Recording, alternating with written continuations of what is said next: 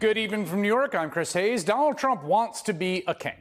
It's the best explanation for everything he's been doing just in recent days. Just look at what he's doing right now to the White House. That is, of course, the people's house. It's our house as Americans, as citizens. There it is. The residence of every president since John Adams in 1800. And that is more destruction the White House has seen since the troops for the British Crown burned it down in the War of 1812.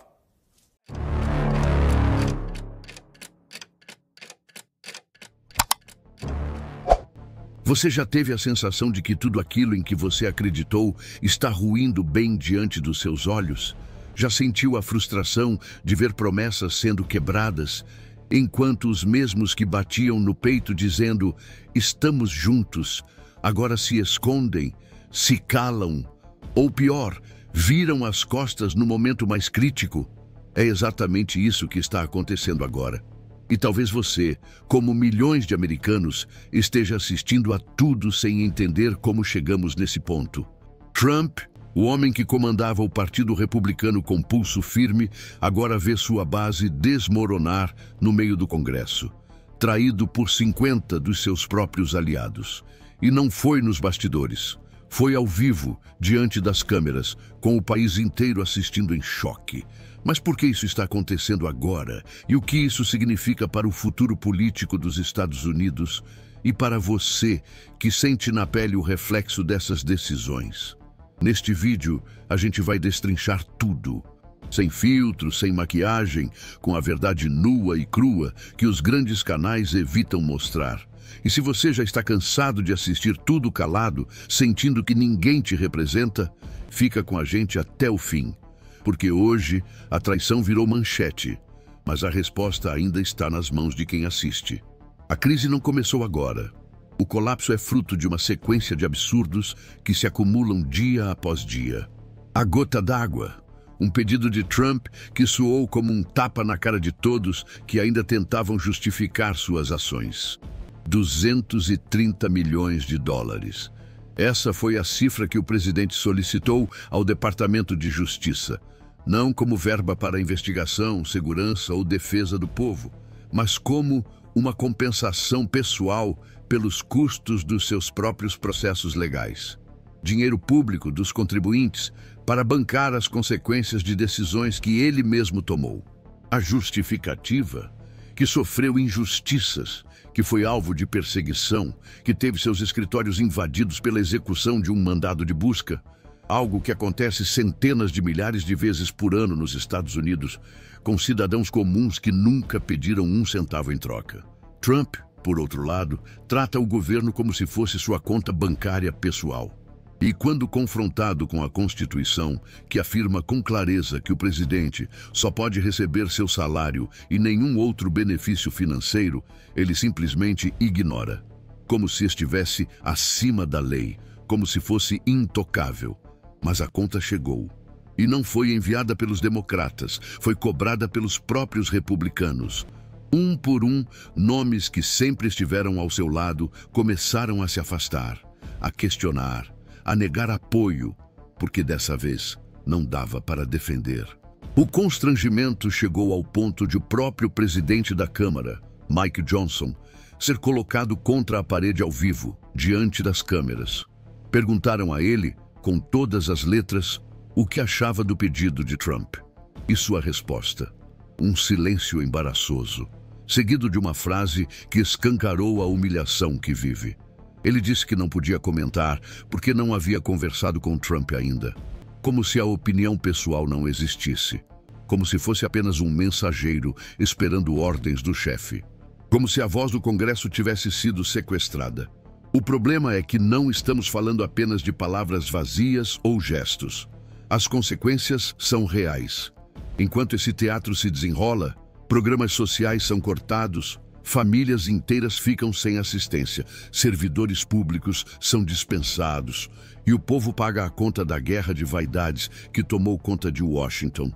O Departamento de Agricultura, por exemplo, anunciou que não haverá mais distribuição de benefícios do SNAP, o famoso Vale Alimentação, a partir de 1º de novembro.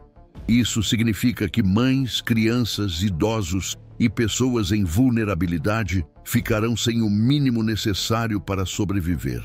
A justificativa oficial, que os democratas preferem investir em assistência médica para imigrantes ilegais e procedimentos médicos polêmicos. Mas a verdade está escrita nas entrelinhas. O colapso vem de longe e tem nome.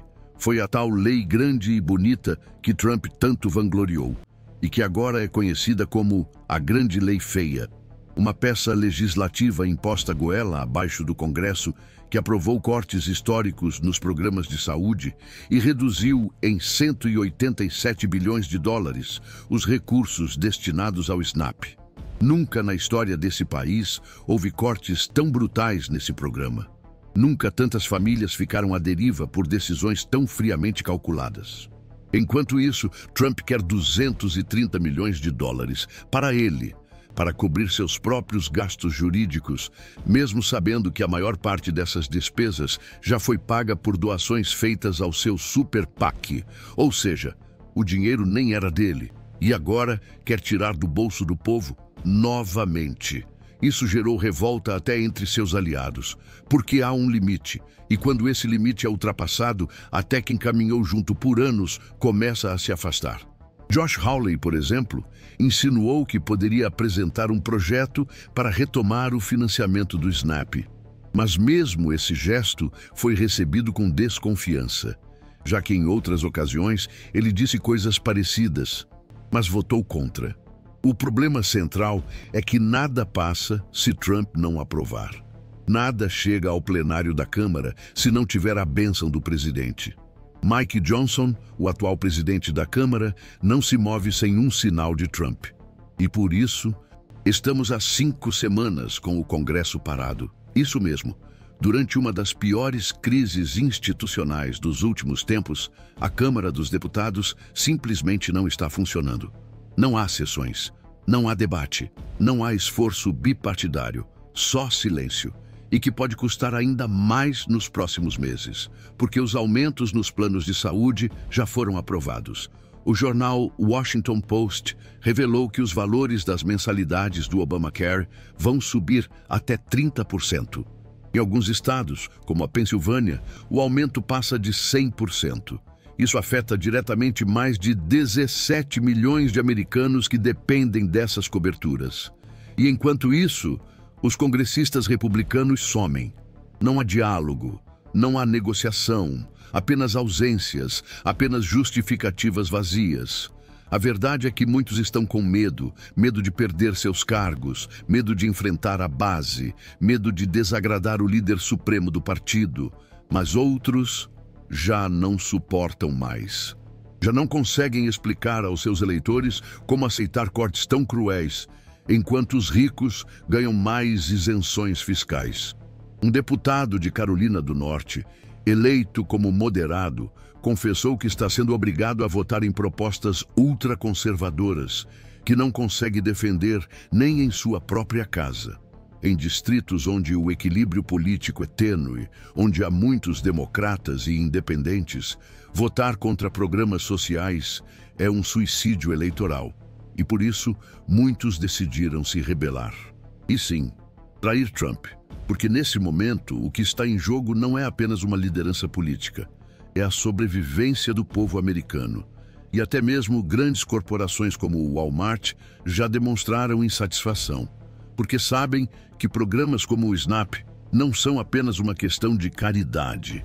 Eles movimentam a economia, garantem consumo, e sem eles, até o lucro das gigantes está ameaçado. É um efeito dominó. E ele começou com um pedido absurdo de 230 milhões de dólares. Um pedido que escancarou a desconexão entre Trump e a realidade. Um pedido que expôs as rachaduras no Partido Republicano. Um pedido que pode ter sido o estopim de uma revolta que agora ganha voz no plenário. E se você chegou até aqui, é porque sente que tem algo profundamente errado acontecendo. Então não guarda isso só para você. Comenta aqui embaixo agora. Eu vejo o que está acontecendo e não vou me calar. Sua voz pode inspirar outras pessoas a também despertarem. E se ainda não se inscreveu no canal, Esse é o momento. Aqui a gente fala a verdade, doa a quem doer. E você merece ser informado com clareza, coragem e respeito. Vem com a gente. O que começou como uma rachadura discreta virou uma fenda aberta no coração do Partido Republicano. Os sinais estavam por toda parte, mas agora é impossível ignorar. Nomes que antes eram sinônimos de fidelidade incondicional a Donald Trump estão começando a piscar no radar como potenciais dissidentes. E não se trata apenas de uma divergência política. É uma crise existencial dentro da estrutura partidária.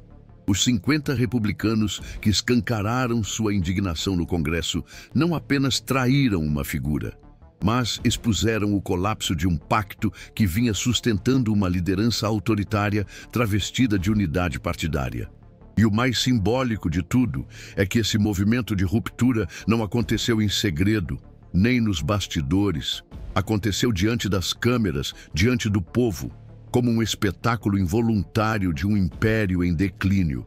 A imagem de Trump perdendo o controle do próprio partido em público é mais do que humilhante, é histórica. Pela primeira vez em muitos anos, o medo que mantinha a base republicana sob controle está começando a evaporar. E no lugar dele, cresce a percepção de que seguir obedecendo cegamente já não é mais sustentável, nem eleitoralmente, nem moralmente. E isso se reflete não só nas falas públicas, mas nas atitudes. Deputados antissubmissos agora desafiam abertamente a agenda do presidente, questionam decisões, recusam-se a apoiar cortes extremos e, principalmente, dão ouvidos aos seus eleitores. Aqueles que realmente sofrem com os impactos de cada lei aprovada por conveniência política. O cenário que se desenha é de um Congresso dividido, não entre partidos, mas dentro dos próprios blocos, onde a lealdade à figura de Trump já não é mais consenso, mas sim uma linha de fratura que separa os que querem sobreviver politicamente dos que preferem seguir afundando junto com o navio. O caso do presidente da Câmara, Mike Johnson, é o retrato mais fiel dessa submissão trágica. A cada coletiva, a cada pronunciamento, ele demonstra que sua autonomia se esvaiu completamente. É constrangedor assistir alguém que ocupa um cargo tão relevante se limitar a repetir que ainda não conversou com Trump, que ainda não tem posição, que ainda precisa esperar ordens. Como se o Congresso fosse uma extensão do escritório de Mar-a-Lago. Mas enquanto ele hesita, o povo sofre. A suspensão dos benefícios do SNAP está afetando milhões de famílias. E cada dia sem solução é uma sentença de fome para pessoas que já vivem no limite.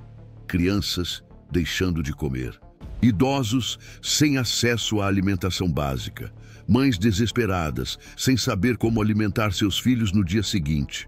E tudo isso porque um grupo de políticos decidiu transformar o orçamento público em uma ferramenta de chantagem ideológica. Não há negociação, não há empatia. Só uma disputa insana por controle e por agradar o líder de uma cruzada pessoal contra qualquer forma de oposição. E no meio disso tudo, surgem novas tentativas de desviar a atenção. Como a estratégia de atacar os programas de saúde, usando o aumento dos planos como desculpa para justificar cortes. O argumento é que o Obamacare está falhando, que os custos estão subindo, que o sistema é insustentável. Mas ignoram que esses aumentos não caíram do céu.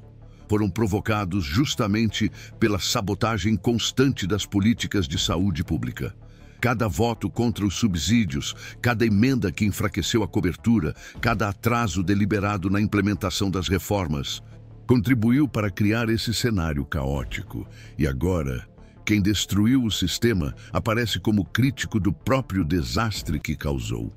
É um ciclo cruel, onde os mesmos que provocam a crise posam de salvadores, enquanto as vítimas pagam o preço da hipocrisia. Dentro do Congresso, a tensão é palpável. As conversas nos corredores ganharam um tom sombrio, de urgência e frustração. Muitos parlamentares confessam em off que não aguentam mais, que não conseguem mais justificar diante das suas comunidades os votos que são forçados a dar. Alguns falam em abandonar a política, outros planejam romper com o partido. Mas o medo ainda segura muita gente. Medo de retaliações, de campanhas difamatórias, de perder apoio financeiro. Trump ainda mantém uma rede poderosa de influência, capaz de destruir carreiras em poucos dias. Mas mesmo essa força começa a dar sinais de desgaste. As recentes traições dentro do partido mostram que o reinado do medo pode estar perto do fim. E quando isso acontece, o que sobra é o caos, o colapso das estruturas, a guerra interna. A verdade é que o Partido Republicano hoje está em guerra consigo mesmo. Uma guerra entre a obediência cega e a sobrevivência política, entre a lealdade pessoal e o dever institucional. E no meio disso tudo está o povo americano, abandonado, faminto, desamparado. Não há mais como esconder. Os números não mentem. A fome aumentou, os preços dispararam, os serviços públicos foram cortados. E tudo isso em nome de uma suposta estratégia de recuperação econômica que só beneficia os mais ricos. A tal lei grande e bonita se revelou um pesadelo orçamentário, uma máquina de moer direitos em troca de favores fiscais. E agora, até mesmo os mais fiéis começam a recuar, percebendo que a conta política será impagável. A pergunta que fica é: até onde Trump vai insistir? Até onde os republicanos permitirão que sua agenda pessoal continue ditando os rumos do país? E, principalmente, o que será necessário para que o povo finalmente seja ouvido? Porque no meio desse teatro, há vidas sendo destruídas, há lares em desespero, há crianças indo dormir com fome. E tudo isso porque um homem quer 230 milhões de dólares como compensação pelos próprios erros. E porque um Congresso inteiro ainda se ajoelha diante dele. Mas agora, com as traições se multiplicando, com os aliados se rebelando, com as câmeras mostrando o que antes era dito apenas nos bastidores, talvez estejamos diante do começo do fim. O fim de uma era de conivência, o fim de uma política baseada no medo e na mentira, o fim de um ciclo onde a verdade era enterrada em nome da conveniência. E se você chegou até aqui, é porque ainda acredita que vale a pena lutar, que a política precisa ser devolvida ao povo, que o Congresso precisa voltar a ser um espaço de debate e não um palco de submissão. Por isso, compartilha esse vídeo. Manda para quem ainda acha que está tudo bem, para quem ainda acredita que não tem nada acontecendo. E se você ainda não se inscreveu no canal, faça isso agora. Juntos somos mais fortes. E a verdade só tem força quando é compartilhada. O Congresso, outrora símbolo do equilíbrio democrático, virou cenário de um colapso que agora explode diante das câmeras. O que vemos hoje não é apenas uma divisão política entre direita e esquerda. É uma ruptura profunda entre a verdade e a conveniência, entre a justiça e o oportunismo, entre o povo e os que dizem representá-lo. Quando 50 republicanos se levantam em pleno Congresso e viram as costas para Donald Trump, não estamos assistindo a uma simples divergência partidária. Estamos diante do que pode ser o ponto de inflexão mais dramático da política americana nas últimas décadas. Não é exagero, porque a traição, quando vem de dentro, é mais devastadora do que qualquer ataque vindo de fora. Trump, acostumado a controlar tudo à sua volta com um misto de intimidação e carisma populista, agora assiste sua fortaleza ruir por dentro. E o mais importante é que isso acontece no momento em que ele mais precisa mostrar força. Enquanto ele exige fidelidade, exige apoio cego a propostas que desmantelam o tecido social do país. Seus próprios aliados começam a perceber que continuar ao lado dele pode ser o verdadeiro suicídio político. O caos se espalha, a Câmara segue fechada, a população sofre. Os democratas, mesmo com tentativas de negociação, esbarram na muralha do medo que ainda domina parte dos republicanos, mas não todos. E é isso que está mudando tudo, porque quando metade de um exército começa a recuar, o comandante perde o controle. As críticas públicas, os votos contrários, os pedidos de diálogo com a oposição, tudo isso era impensável há poucos meses, mas agora é real, é público, é televisionado. E Trump não consegue mais conter a narrativa. Ele, que sempre dominou o jogo da comunicação, agora é refém das manchetes que o mostram vulnerável, isolado e, pela primeira vez, traído. O pedido dos 230 milhões de dólares ao Departamento de Justiça serviu como um estopim. Porque não foi apenas um escândalo financeiro, foi um grito de arrogância que ecoou em um país faminto. Um tapa na cara de quem perdeu o emprego, de quem não consegue pagar o plano de saúde, de quem depende do SNAP para alimentar os filhos. A indignação se espalhou como fogo em mato seco. E o Congresso, pressionado por dentro e por fora, começou a responder. Não por altruísmo, mas por puro instinto de sobrevivência. O cenário político dos próximos meses será decisivo.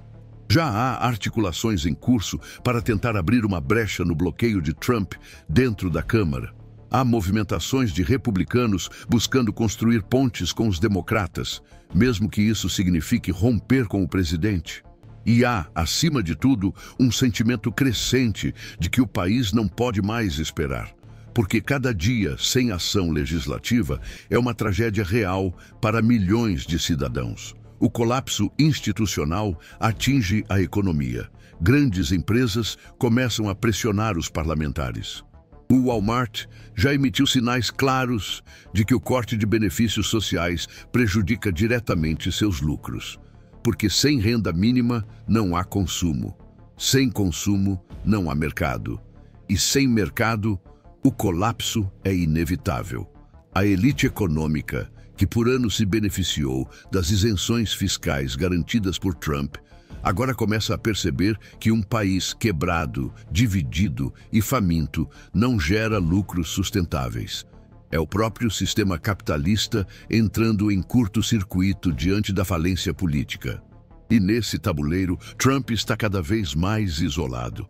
Seus discursos continuam inflamados, mas cada vez mais desconectados da realidade. Seus aliados mais radicais, como Marjorie Taylor Greene, já demonstram sinais de rebeldia. Sua base, antes homogênea, começa a se fragmentar entre os que ainda acreditam na narrativa da perseguição e os que finalmente enxergam a destruição institucional causada por seu projeto de poder. O Congresso virou palco de uma disputa que já não é entre partidos, mas entre futuros possíveis. De um lado, a continuidade de um modelo autoritário, onde tudo gira em torno da vontade de um só homem. Do outro, a tentativa desesperada de resgatar a governabilidade, o equilíbrio e o respeito às instituições. E no meio, o povo. O povo que assiste de casa, que sofre as consequências, que sente na pele cada decisão tomada por aqueles que parecem viver em outra realidade. O povo que clama por dignidade e por emprego, por comida, por saúde, por um governo que funcione. E é justamente esse povo que começa a despertar. Os comentários, as manifestações, a pressão nas redes sociais, tudo indica que há uma tomada de consciência em curso. As pessoas estão cansadas de serem enganadas, manipuladas, usadas como massa de manobra. E essa consciência popular é a maior ameaça ao sistema que Trump tenta desesperadamente preservar.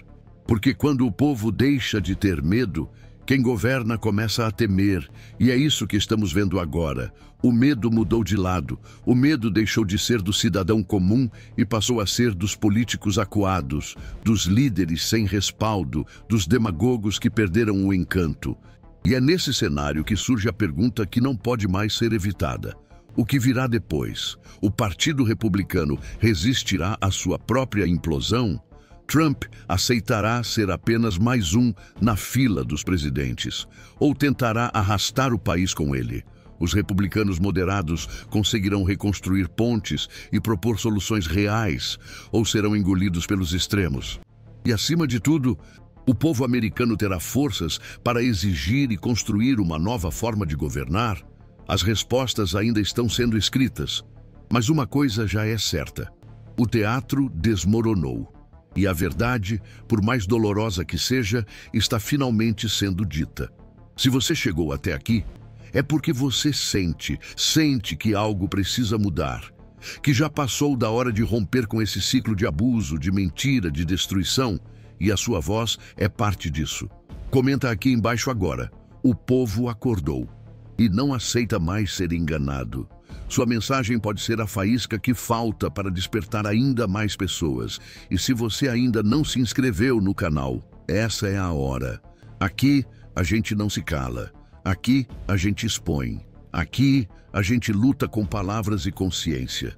E isso ninguém pode censurar. A queda de Trump diante dos próprios aliados é só o começo. O que vem agora depende de nós. E enquanto muitos assistem calados, nós escolhemos falar e não vamos parar.